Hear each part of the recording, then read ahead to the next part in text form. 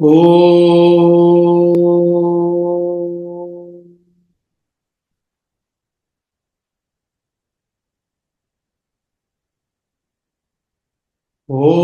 Sahana Vavatu Sahanau Bhunaktu Sahaviryam Karavavahai Tejasvinavaditamastu Mavit Vishavahai.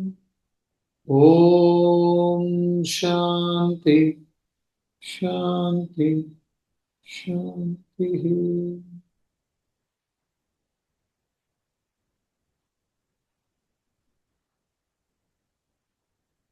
We'll chant Srimad Bhagavad Gita, chapter 14, verses 11 to 15. सर्वद्वारेषु देहेऽस्मिन् प्रकाश उपजायते ज्ञानं यदा तदा विद्यात् विवृद्धं सत्त्वमित्युत लोभः प्रवृत्तिरारम्भः कर्मणामशमस्पृहा रजस्येतानि जायन्ते विवृद्धे भरतर्षभ अप्रकाशो प्रवृत्तिश्च प्रमादो मोह एव च तमस्येतानि जायन्ते विवृद्धे कुरु नन्दन यदा सत्त्वे प्रवृद्धे तु प्रलयं याति देहभृत् तदोत्तमविदां लोकान् अमलान् प्रतिपद्यते रजसि प्रलयं गत्वा कर्मसङ्गिषु जायते तथा प्रलीनस्तमसि मूढयोनिषु जायते. Last week we have seen shlokas 11, 12 and 13.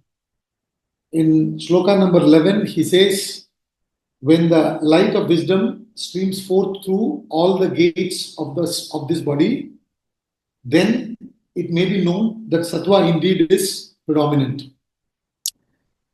So what he's saying is, how to know if Satva is predominating or Rajas is predominating or Tamas is predominating. He says when Satva is predominating in all the gates of the body, meaning the senses, the mind and the intellect. These are the apertures through which the consciousness reflects. So he says, when Satva predominates, there will be light of wisdom streaming forth through all these apertures. The senses, the mind, and the intellect. There will be clarity of thought, there will be purity of emotions, and there will be egoless action, pure activity, which is selfless. This is what will stream forth through a person who's predominating with Sattva. If Sattva is not predominating, then what is happening is the Rajas and Tamas are clouding the Sattva. When Tamas and Rajas clouds, obviously there will not be clarity of thought. There will be confusion, there will be delusion. So he says when Sattva predominates, there will be clarity of thoughts and purity of emotions. And the pure emotions are the real strength in our personality. When we have weak emotions, they topple us. They make us weak. They make us succumb. When our emotions are strong, then we will be able to hold through. So he says emotions will become pure. There will be clarity of thought. What is right, what is wrong in every context. Whether it is material level or at the spiritual level. What am I supposed to do? What is real spirituality?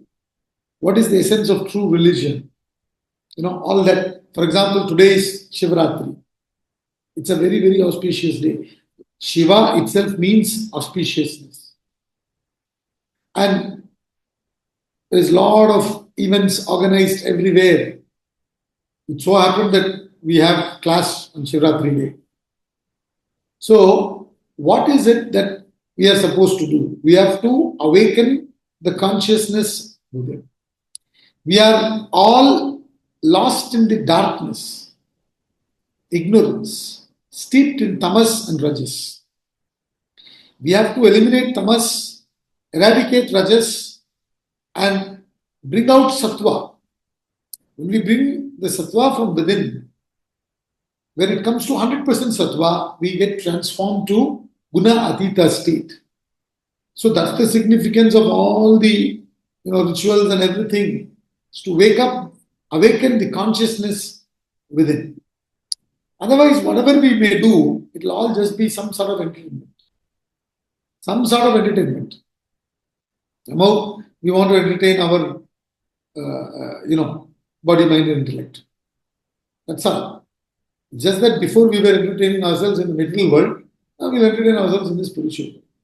So therefore, he says there has to be, action which is free of selfishness, I and mine. The more and more sattva comes, there will be expansion of the heart, and your hands will extend in the spirit of service and sacrifice. I and me and mine will go. These are the dirts. So that's what he says when he says the light of wisdom streams forth. Real wisdom is what? Any action done is when you are, how would I put it? When there is no ego, when there is no I and me and mine.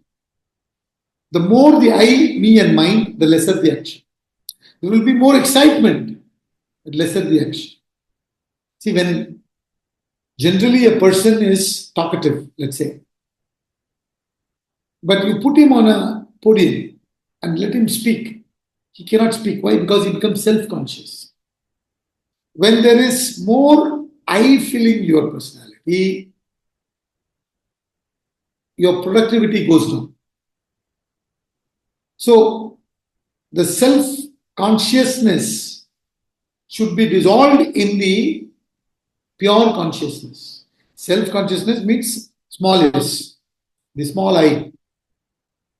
So when sattva streams forth, you will become an expert. In the second chapter, he says, Yoga karmasu kaushalam. Yoga karmasu kaushalam means skill in action is yoga. So you'll do action skillfully. What does that skillful action mean? Skillful action does not mean, in the sense he is equating skillful action to yoga. Does it mean that somebody skillfully steals a bank and successfully steals the bank is a yogi? What it means is he goes through the activities fulfilling the desire, at the same time not increasing the desire. So the action is not propelled by his desires. It is directed towards a higher purpose, higher goal. So there is only greater I. There is no small I. So when an action is performed for a larger purpose, larger cause, when you identify with a larger cause, dissolving the ego and function, that activity will bring out material success with which you can fulfill your desires, and also you will not be increasing vasanas. This is called dexterity in action. And when you do the action as a dedication, please understand. For example, on Ganesh Chaturthi, which is celebrated across India, people prepare modak. Nowadays they may buy from the shops and offer it to Lord. But technically, those days we have seen they used to make it themselves at home and offer it to Bhagavan. Incidentally, they may like modak. But while preparing the modak, there is no thought of modak in their head. They're only thinking of Lord Ganesha. And they buy the best ingredients from the shop, they take bath in the morning, and then they start preparing it. And while preparing, they think of Bhagavan, and then they offer it to Bhagavan, and then they take it as prasad, even then the thought is of Bhagavan. Since there is no craving whatsoever, and there is only prasada bhav, arpana bhav and prasada bhav, they register the contact very much and they enjoy it fully. At the same time, they have not been thinking of modak, so therefore they won't create further vasanas. This kind of dedicated actions is called skillful action. So I mentioned this in the class once. I think our ex-Prime Minister Rajiv Gandhi ji asked once, why is it that in India, we also produce many things here, manufacture many gadgets and everything here in India, but why is it not having the same kind of, perfection, like you get it from the products abroad?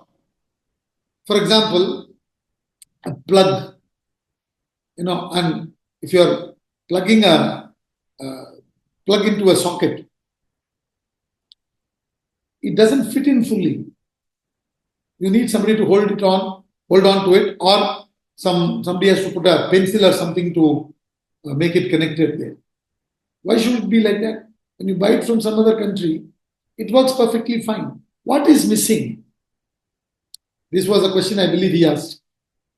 From the Vedantic angle, what I can think of is, if I put myself in the customer's shoes, I'm going to sell this product, he's going to buy it for a particular cost. If I'm that customer, will I buy it? What would I expect? From that angle, when I put myself, I completely dissolve my small I in the customer. Then I bring out the best product. So wherever there is action without ego, you will be able to perform dexterously. That is what is called as dedicated action. Yat karoshi yadashnasi yajjuhoshi dadasiyat yat tapasyasi kaunteya tat kurushva madarpanam. In the 9th chapter, Sri Krishna said this in the Bhagavad Gita. Yat karoshi yadashnasi yajjuhoshi dadasiyat. Whatever you give, whatever actions you do, please do it as a dedication to me. So when Satva increases, it will be an action that is dedicated for a higher purpose. That is called light of wisdom streaming forth through the senses, organs of action. And similarly, organs of perception. And similarly, mind, similarly, intellect. Then he says, when it comes to Rajas and Tamas, he says, greed, activity, undertaking of works, unrest, longing. These arise when Rajas predominates, O Bharat Rishabha. O Arjuna, when Rajas is predominating, what happens is, there will be tremendous greed. You will be craving for more and more and more. And to fulfill those desires, you will be restlessly running into the world, performing result-driven actions, result-oriented actions, with tremendous attachment. And you undertake all kinds of works. There will be tremendous doership. And then, as a result, what happens? Agitation, unrest, craving, longing, no fulfillment, no contentment whatsoever. Because Rajasic person functions in the world propelled by egocentric desires. And it does the actions with egoistic attitude. So where there is actions propelled by egocentric desires and egoistic attitude, there will be restlessness. There will be agitation. And when it comes to tamas, he says, darkness, inertness, heedlessness, and also delusion. These arise when tamas predominates, O Kurunandana. Absolutely steeped in ignorance. A tamasic person. He doesn't perform obligatory duty. Because by lazing, we experience certain joy. So what we do is, we are so deluded that we omit what we ought to do. And sometimes we commit what we ought not to do. All this we do when we are shrouded by ignorance, when we are totally deluded. We think that's joy. A tamasic person will think it's all right to take things free. Why should I work? If there is a shortcut, I use that shortcut and get it. That's how the tamasic person thinks. Total delusion. There is no freebies in life. There is no shortcuts. We'll have to pay for it. Someday or the other. So if you have wisdom, you will not do that. So darkness, inertness, laziness, and heedless to consequence, the typical quality of a tamasic fellow. देख लेंगे यार, बाद में देख लेंगे, अभी करो. That sort of a thing. Reckless drinking and driving, for example. It's a tamasic action. First of all, it's not good for you to consume alcohol. Now you decided to do it for whatever reasons. Why drive? At least go by, taxi or something. Why you have to drive yourself? That is tamas, heedless to consequence. Total delusion, meaning no clarity whatsoever. And when they are in delusion, they'll think that they know. They are not open to listen. All this arise when tamas predominates over rajas and sattva. So he says, in 11, if you see, he says, when light of wisdom streams forth, sattva is predominant. He doesn't say when sattva is predominant, this happens. Why he is saying this? Because sattva is not something that it's not a cause-effect relationship. You do this and then you increase sattva. When you eliminate tamas and eradicate rajas, sattva automatically surfaces. Therefore, when sattva surfaces, clarity is coming from within. It's not something that comes from outside. It is not intelligence that you need to gain from outside. You deal with your laziness, you deal with your desires, you will see that clarity coming from within. So that's why he says, when the light of wisdom streams forth, sattva is prominent in 11. Then in 12, he says, when rajas is prominent, greed arises. So now when you are greedy, you understand that you are prominated by rajas. And when you are completely confused, deluded, you are in ignorance, you don't know what is correct for you. You think you know. But if somebody questions, you cannot explain. Many times it happens. You think you understood. But if somebody asks a question, you won't be able to clarify the doubt. That is because you've really not understood.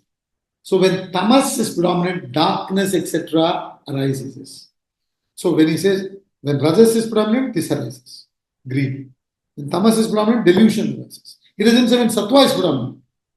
He says, you understand that sattva is predominant when there is light of wisdom streaming. When a person is acting egolessly. When a person has compassion, kindness. You understand that sattva is predominant. When a person has clarity as to what is right, what is wrong. You understand that that person has awakened the sattva from within. That's what he's saying. You will be silent. You will talk only when it is necessary. So all that is sign of sattva, he says. Now, he shifts to another explanation. From 14 to 18, he gives the details of the fruits accruing from the gunas. What happens to a person when if sattva is predominating and the person dies? With sattva predominating, meaning rajas and tamas is reduced. As a result, sattva is streaming forth. At the time he dies before self-realization, what happens to that person? Similarly, rajas and tamas. It's a very interesting topic. There is something that we learn from this topic which is very, very practical for us. See, in this world, we come alone, we go alone, we don't bring anything, we don't take anything with us other than vasanas, gunas. we take back only the gunas. We take back only the vasanas. So therefore it is extremely important as to what we are doing with our vasanas, as to what we are doing with our gunas. This account we have to settle. We bring in set of gunas. All of us are a combination of Satva, Rajas and Tamas. Right? So if we learn life management, Vedanta is nothing but life management, which is desire management, which is time management, which is work management. So Vedanta is this. Vedanta is life management, which is desire management, and which is work management and time management. Now, what is this life management? We have come with X amount of vasanas, Satva, Rajas and Tamas, gunas manifest from it. These are the three gunas with which all of us are born. In some Satva is predominating, in some Rajas is predominating, in some Tamas is predominating. If we are managing our life well, what we need to be doing is, we need to reduce Tamas and Rajas, increase Satva. Automatically Satva will increase. This is what we are supposed to do. And he is going to say, whatever gunas predominate, you carry forward that with you, and accordingly you will get the world. See, as our thoughts, so the world. Please understand this. If you are experiencing a particular set of experiences, a particular world, it is because you have thoughts pertaining to that. Without those thoughts, you won't get that world. It's not possible. So, as your thoughts, so the world. So, if you have so much of tamas, then you'll be given a world which is tamasic. If you have predominating rajas, then that accordingly you will get rajasic world. If you are predominated by sattva, meaning you have handled tamas and rajas well, so sattva has increased, then you will see the world around you changes. See, in the beginning of the class, we chant Shanti Path, isn't it? In the end, we say Om Shanti, Shanti. What is that? With that single pointedness, we command that let's have a quiet environment for the study of the scriptures. I'm sitting along with my guru for the purpose of learning the scriptures, and I should fulfill that. For that, I need a conducive environment. When really deep down we wish that we'll get that. As your thoughts, so the world. Please understand this. If I'm going through a particular world, particular set of experiences, that means in me, those vasanas are there. That is what we learn from this topic now. Next topic. Verse number 14. Yada sattve pravruddhe tu pralayam yati dehabrit tadotamavidam lokan amalan pratipadyate. When the embodied being indeed meets death in the predominance of sattva, then he attains to the spotless worlds of the knowers of the Supreme. So he says, when a person dies, yada sattve pravruddhetu pralayam yati dehabrit. Dehabrit means the embodied. The embodied person, the individual, you and me, dies with sattva predominating. Any minutes death can strike us. We don't know. We all think we live 100 years. We don't know. Right? We only know the date of birth. We don't know the date of death. But death is there certainly for every being that is born. Jatasya hi dhruvo mrityuhu dhruvam janma mritasya cha. For everyone who is born will have to die. And it can be any minute. It can be next minute also. Therefore, I must use my time now, manage my life, manage my gunas. But what am I doing? At the age of 70, 80, I want to manage my finances, not my gunas. In fact, you'll be able to manage your finances well if you manage your gunas well. It will automatically happen. But we won't do that. So he says, if a person dies with sattva predominating over rajas and tamas, that is understood. He is reduced tamas, is reduced rajas, and sattva is predominating. When a person is predominated by sattva, what would be his desires? We already discussed that, no? In the beginning. When he says, sattvic person is bound to knowledge and happiness. Rajasic person is bound to activity. Tamasic person is bound to laziness, sleep, heedlessness, etc. So in that context, we explain, a sattvic person's desires will be what?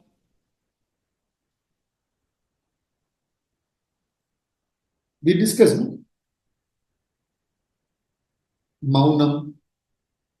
For example, quiet environment. Why he wants quiet? Firstly, he will be quiet within, and he will appreciate quiet environment. Not that he will be agitated in a, crowded place. But he would prefer solitude for him to do his sadhana. Right? So, this would be his desires. See, when tamas and rajas predominates, we would still be in the goals which are preliminary. What is that? Artha, Kama, Dharma. You'll be interested in that only. In fact, not even Dharma, Artha, Kama. Then slowly when Sattva increases, you will be interested in Dharma. When Sattva starts predominating really, you will be interested in Moksha. Nothing else. My only interest is to reduce tamas and rajas and increase sattva. That's all. Swamiji says that in the book Vedanta Treatise. Your only motto in life should be to reduce tamas, reduce rajas, and increase sattva and go beyond sattva. That's all. In fact, if we do this, like I said, if you follow this properly, your desires will be automatically managed. And then work will be managed, time will be managed, finance will be managed, everything will be managed. But we won't do that. So, he says, when sattva predominates and a person meets death, since he has so much of sattva, anybody who carries vasanas will have to be reborn. The reason you are born in this class is because you have vasana to study Gita. Since you have vasana to study Gita, you are born in this class. Otherwise, you won't be born here, you will be born somewhere else, according to your vasanas. I don't know if there is any match going on today, Champions Trophy match. If it is there, and you have so much of cricket vasanas, and your vasanas to study Vedanta is not so powerful, cricket vasanas would have predominated over this, and you would be watching cricket instead of sitting in this class. So, you are born in this room because of vasanas. In fact, the environment is given to you according to your vasanas. So, he says, when a person dies, when an embodied person dies, with sattva predominating, what happens to that person? He will attain, he says, he attains to the spotless worlds of the knowers of the Supreme. Beautifully he says that. He says he will reach the spotless world. What is the spotless world? What are the spots? What is the spot? What is the dirt? Loka Vasana. You understand? Loka Vasana. Loka in Sanskrit means experience, means change. You understand? Birth and death. You want to go through more and more experiences. So, a person who is predominated by Rajas is interested in activity. A person who is predominated by Tamas is interested in indulgence. And nothing beyond they can think of. But a person who is predominated by Satva, he doesn't have those dirts. Loka vasanas he does not have. He has only vasanas to liberate. So he will be provided an environment where he will be surrounded by people who will also be like him, who are also like him. That's what he says. He attains to the spotless worlds of the knowers of the Supreme. He will be born amongst people who aspire moksha. And he will be sucked into an environment which will be conducive for him to attain moksha. That's what he says. So, you will be sucked, depending upon your gunas, you will be sucked into an environment. So, all we need to do is, we have to change our vasanas. When we change our vasanas, we will see the environment changed. Initially, you had different vasanas. So, your hairstyle was different. Your choice of clothes were different. Everything was different. Now the vasanas change. So then accordingly, everything changes. So the environment changes. The color you choose to paint your wall changes according to your vasanas. Everything is according to your vasanas. So that's what he says.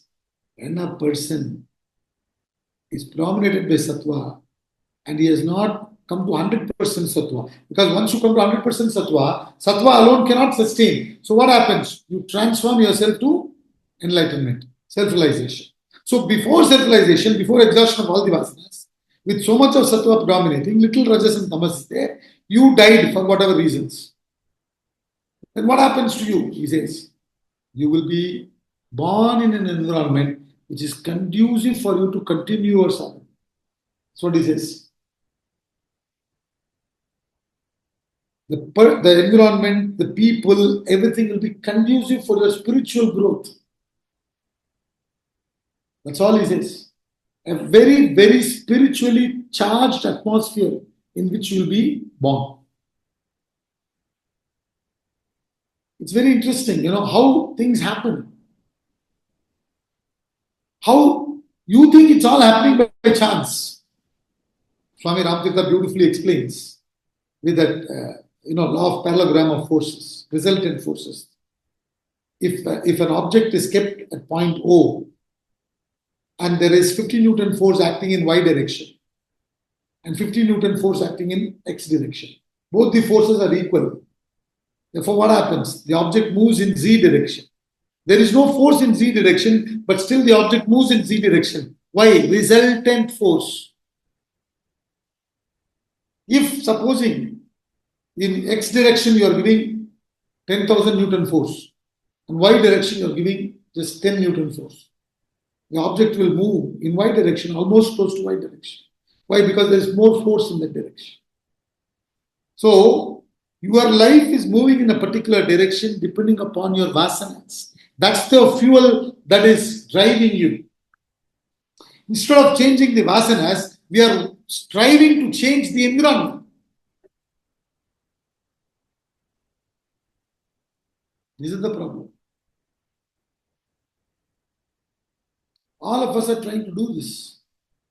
See, supposing somebody is stuck with a particular habit, temporarily, though this what we are studying is correct, temporarily what we do, you better be away from that environment. But just being away from that environment doesn't mean he'll get over it. To help himself to work upon his inner habits, vasanas, he has to get away from the environment as much as possible and start working upon his vasanas. Then when the vasanas change, the environment change, even if an environment he comes across, it will not affect him by chance. So therefore, he say, as per the vasanas, as per the gunas. Since the sattva is predominating, he will be born in a spiritually charged environment. People will be interested in spiritual knowledge. You will be attracted to a guru, to certain scriptures. It's very interesting. Many people have given me these kind of stories. Like they said that the book Vedanta Treatise written by Swamiji has been there in their library in the house for many, many years because the grandfather used to read it. And he had kept it there. It was there in the library. He had seen it while growing, but he had never opened the book and read. Not even once. Suddenly, at some point in life, I happened to read the book. Then I said, my God, always it was here. And I read this and I found it very interesting, meaningful. Then I started getting into Vedanta. These kind of stories. How does this happen? Because your vasanas are changing. That's what he's saying. So if you have attracted somebody in your life, they are coming, you say, this kind of people are disturbing me. It's because you have those vasanas. So all you need to do is work upon yourself, upon your own gunas, and eliminate tamas and rajas. Increase sattva. So that's what he's saying. When the embodied being meets death in the predominance of sattva, then he attains to the spotless worlds of the knowers of Supreme. Amala Loka. Amala. Amala means dirt. Amala means no dirt. What are the dirts? The dirts are tamas and rajas. There are no other dirts. These are the dirts within. And then when you have these vasanas, it will be repeated but change. So the next change will also be according to your vasanas. So you start from where you live. You start from where you live. So it's very, very important. What are we working upon now? How much sattva we have increased in this world? How much sattva we have increased in the sense, how much tamas and rajas we have decreased? That is what is important. At least now, when we are reading this chapter 14, we should start thinking like that. Okay, what I've been doing with my vasanas, desires. You see, how do I put it? Even in spirituality, we are tourists. Many of us. Touring, we are interested in seeing many temples. It's good, it's conducive. But if you stay put there, it is in a way rajas only. It's not sattva. Those environments should help you to move inside.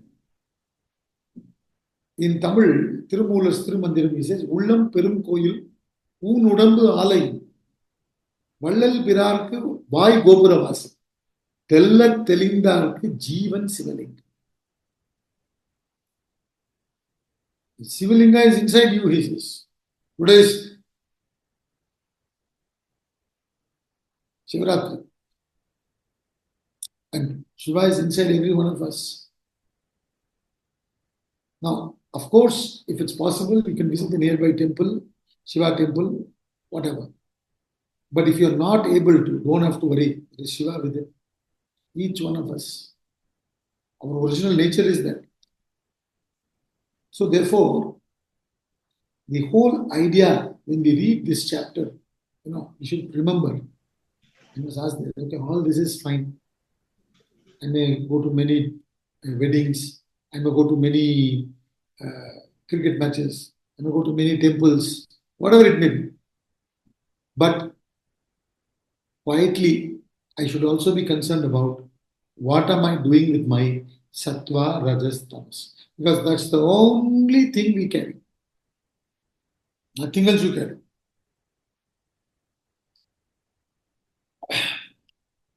Now the dollar rate is increasing. So they expect the dollar rate to increase further.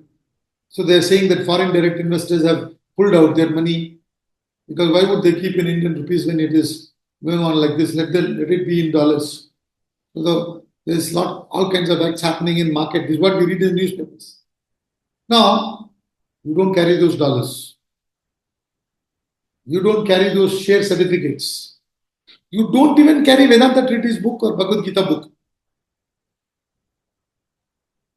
Supposing somebody dies, we won't, like, for example, let's say I'm teaching this now in 14th verse, chapter 14. Easy to remember. Chapter 14, verse 14. Something happens, God forbid, I die. In next Janma, it won't be that I will be teaching Gita from verse 15, chapter 14. I won't remember these things. I won't carry this memory. What I really carry is the vasanas. But we are so much interested in memorizing sometimes. This is the background in Bhagavad. There is this very old person sitting on the banks of Ganges in Varanasi, trying to memorize grammar rules. Very, very old age. Seeing this, Adi Shankara gave Bhajagovindam. He says, Bhajagovindam, Bhajagovindam, Govindam Bhaja Mudamate, Samprapte Sannihite Kale, Nahi Nahi Rakshati Dukrin Karane. Think of Govinda, think of Govinda, think of Govinda. Seek reality, seek reality, seek reality.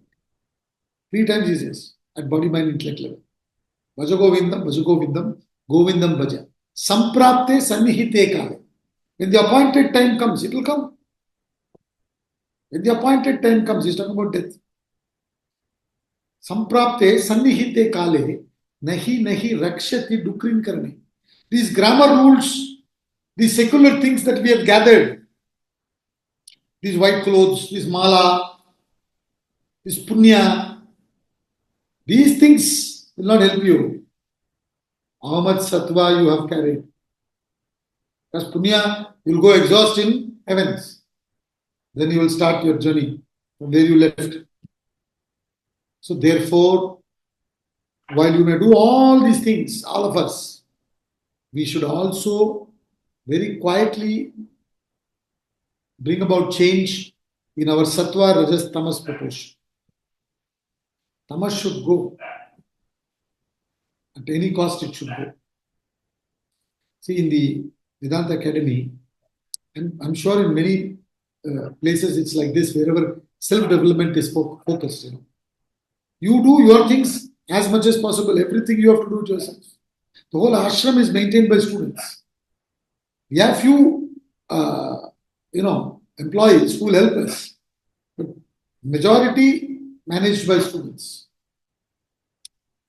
So the hundreds of people come, same cleanliness is maintained.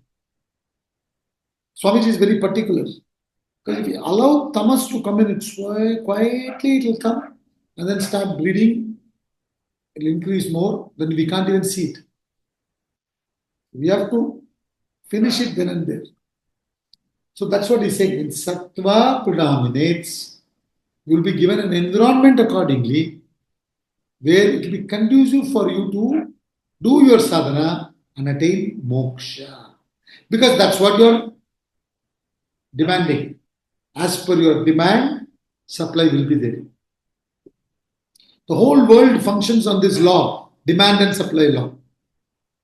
I'm supplied this world which I'm experiencing today because I have that demand. If I did not have that demand, I will not be experiencing that supply. It is supplied to me because that's what I'm demanding. Deep inside, externally I may be asking something else.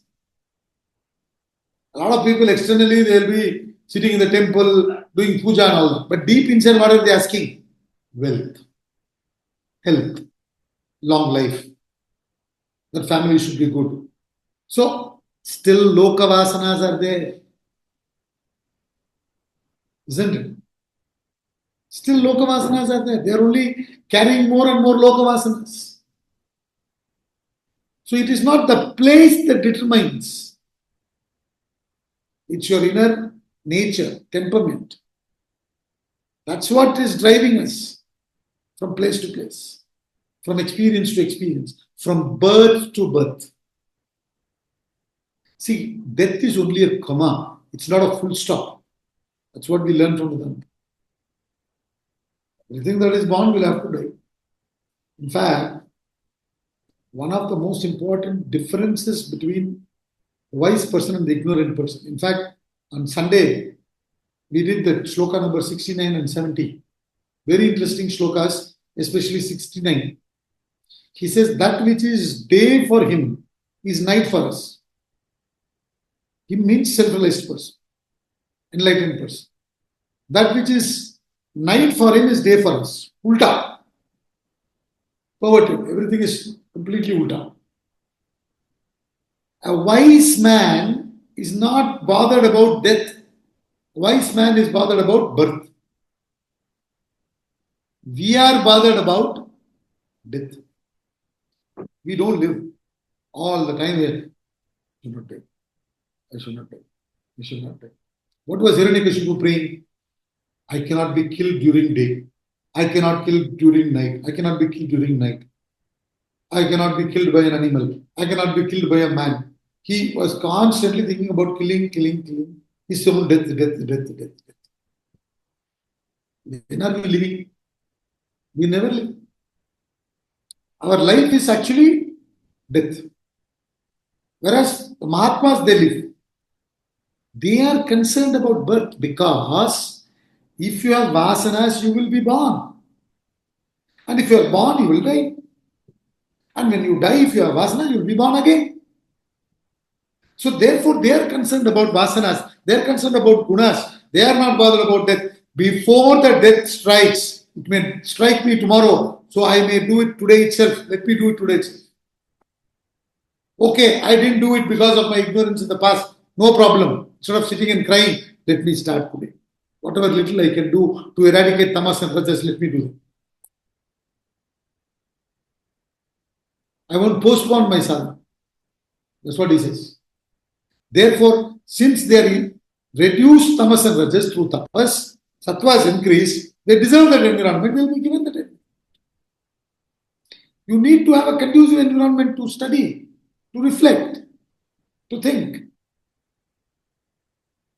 See, the issue here is to see what is there. Now, again in the second chapter, he says, reality is that which exists. Unreality or unreal doesn't exist. Real always exists. Now, this is something very simple, innocuous statement he makes. Real always exists, unreal never exists. What is he trying to say by this statement in the second chapter of the Gita? He wants to say that whether or not you see real, real always exists. Whether you may be seeing the unreal, but it actually doesn't exist. That's what he wants to say. Unreal may be seemingly existing, but it is only seemingly existing. It really does not exist. And real may not seem to exist for you. Whether you experience it or not, it always exists. So now the thing is to see what exists.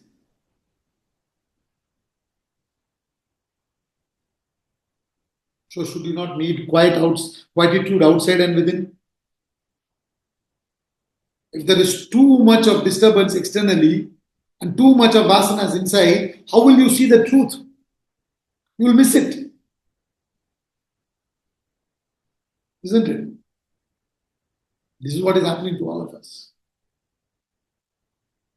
Where to see? Is Bhagwan there? Agar Bhagwan hai to dikha do. If Bhagwan is there, show it to me. Show him to me. Show her to me. You cannot, it's not something that you can be shown. It has to be revealed. It's a very, very interesting story Swami Ramakrishna Paramahamsa gives. It says, there was a very poor boy studying in a particular school. And in that school, when other children celebrate their birthday, they bring some sweets or chocolates and distribute to everyone. And this boy, every day he comes to school, on the way, he used to play with Sri Krishna, the Bala Krishna. This is the story. Don't ask me how. Swami Ramakrishna says, this story. He says, this boy, when he is coming on the way, he met Balakrishna and he started playing with Balakrishna every day. Sometimes he'll play and then come to school. And one day it happened to be his birthday. He was a little sad while going to school, and Balakrishna asked, "Hey, why are you sad today? What happened?" "Today is my birthday. On birthday in my school, everybody distributes chocolates. I don't have any money or anything in my family. I can't distribute chocolates. I'm sad." Balakrishna said, "Don't worry. I will give you the chocolates." And he gave him all the most expensive chocolates. Most expensive chocolates were given. And he took it, he distributed to the children. He gave it to teacher also. The teacher said, "Hey, how did you get this expensive chocolate? I know that you would definitely not be able to afford this. Who gave it to you?" And the boy says, with his innocence, "Sri Krishna gave, Balakrishna gave." "What? What Balakrishna? Who Balakrishna?" He says, "Bhagavan." "Bhagavan? Why are you telling lies?" And he shouts at the boy, and the boy starts crying. He says, "I'm not crying, madam. The truth is, Balakrishna gave." "Acha, Balakrishna gave? Then come, show me where he is. Take me to that place." So he takes her. When he goes there with the teacher, Balakrishna is not there. So teacher says, show me. He says, "He's not here." "So that means you've been lying." Then the boy cries, "Oh Krishna, why are you doing this to me? I'm telling the truth that you gave me the chocolates. I play with you every day, but my teacher is not believing. Please come, he's crying." And suddenly Balakrishna comes. And the boy jumps with joy. "Balakrishna has come, Krishna has come, Krishna has come. See, I told you I'm not lying." The teacher says, Where? She can't see. And the boy says, "Arey, he's here and you can't see." Now the teacher understood. The boy is very innocent. He is able to see the divinity. I am not so innocent. I can't see the divinity. This is what Jesus Christ says. Jesus Christ beautifully says, "Blessed are the pure in heart, for they shall see God." God is everywhere. You can see God if you are pure in heart. We need to have that purity within. There is no purity, nothing. Therefore, we don't see. When we say Bhagavan, what we mean is all-pervading reality, which means it should be here everywhere. It is there everywhere. Then why am I not seeing? I am still not pure. I am still having that ego in me. I have not become transparent for the divinity to shine through me. So what am I supposed to do? I have to make myself as much as possible transparent. That's all. That's why we say in the class, a true Brahmana is actually a Shudra. You have to keep on cleansing ourselves. We should take pride in calling ourselves Shudra. Because our only job is that eliminate Tamas and Rajas. And you eliminate Tamas, it will come through something else. We'll see this. In some other area it will come. We'll do everything fine. This one will postpone. Somewhere down the line, the Tamas will come, Rajas will come. So it's a constant struggle. So as Swamiji says, to strive, to struggle, not to succeed. The motto in life is to strive, struggle, not to succeed. Not to succeed, constantly keep on removing. That's what it means. So, when we remove Rajas and Tamas and Satva increases, Accordingly, we will be given environment even in this world. And in case we are not realized, we haven't achieved enlightenment. Achieved is a wrong word, I'm just borrowing because it's not an achievement. It is called as enlightenment, meaning you are already realized. You just have to realize it. So, if you have not done it, but you have increased sattva, you will be given an environment which is conducive for it in the next janma. You will be born in a spotless world. You will definitely be born. But an environment that is conducive. Just because it's conducive doesn't mean you can relax there. There also you need to put in effort. In fact, there, since you have people around you who are also interested in moksha, it will be easy for you to put in effort. It's like tailwind. You will reach faster. You will conduce. Even if sometimes some tamas comes in you, that environment will help you. You will handle the tamas and rajas easily. Therefore, a person will be given spotless world, amala loka. And there the person striving will reach trans sattva ere long, before long, in due course, enlighten himself. Let's continue.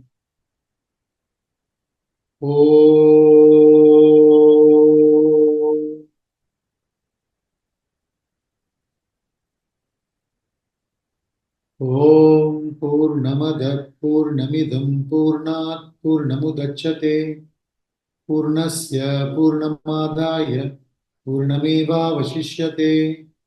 Om Shanti Shanti Shanti.